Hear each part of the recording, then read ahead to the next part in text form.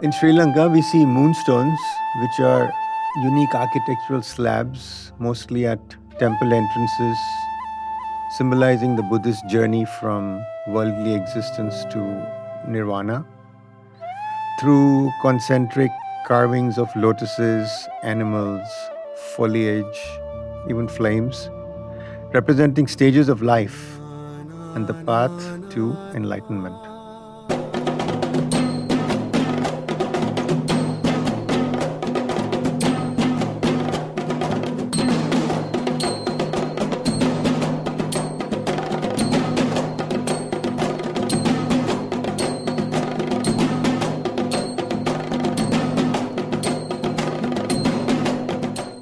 My friend Channa is a renowned architect from Sri Lanka.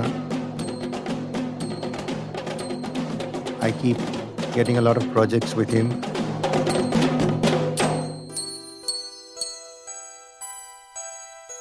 And when I am in Sri Lanka, he takes me to see temples. And I'm always struck by how beautiful the moonstones are outside every temple that we see. And one day I told him, I just want to make this for you. This is how the project started.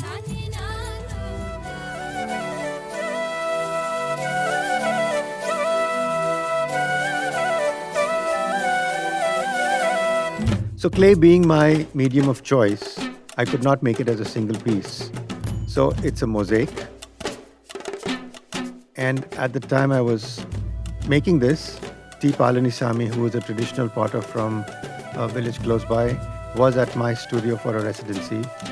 So him and Tosha Parmar and Krishnamurti, who are part of Team Mandala in Auroville, we worked on this project for almost a month and a half. After which we packed it and sent it off to Kandy to get it installed at Channa's residence.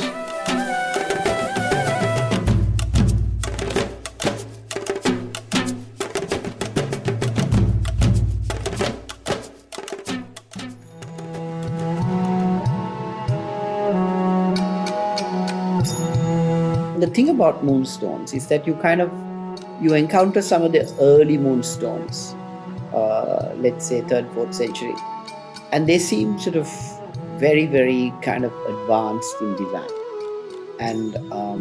And as you see sort of time pass, they seem to become almost simpler.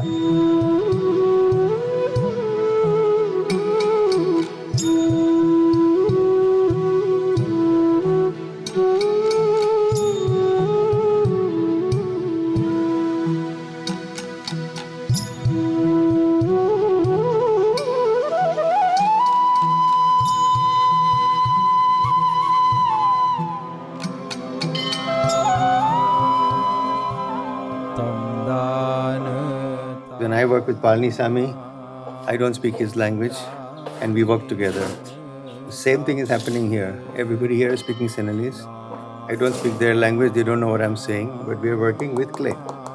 That's the language of clay.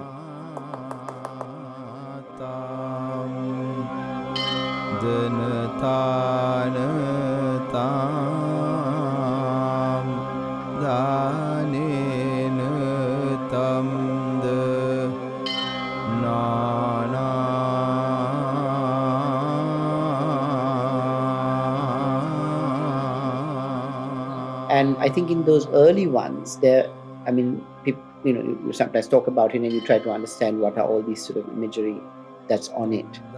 And of course, the moonstone, Sinhalese Sandaka Pahana, which means Sandaka, Sanda meaning moon, Kada is half. So it's the half moon stone. Or it says the Pahana actually means, it also means the lamp. So it's like the half moon lamp, as it were, but it's actually the first step of any sort of flight of steps leading to an important building, mostly shrines. Changes slightly because by the 14th century, the animals disappear and it becomes mostly floral. And you have this kind of decoration that's much more leaf-like, much more cloud-like. And while it sort of vaguely keeps to the half moon sort of shape, it begins to have a full lotus in the center of the half moon.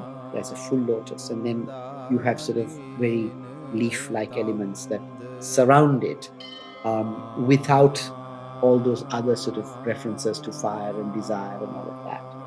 So the moonstone, I think, perhaps becomes a little bit more decorative rather than instructive by the 12th, 13th, 14th centuries. And what you see in Kandy is mostly floral decoration. Adil's moonstone is a pure interpretation of his own of a moonstone. I think it has all the characteristics of the moonstone. You have the lotus in some form, you have the sort of leaf decoration, and he kind of reintroduces an animal to a pattern of moonstones that didn't have an animal. And that's quite interesting.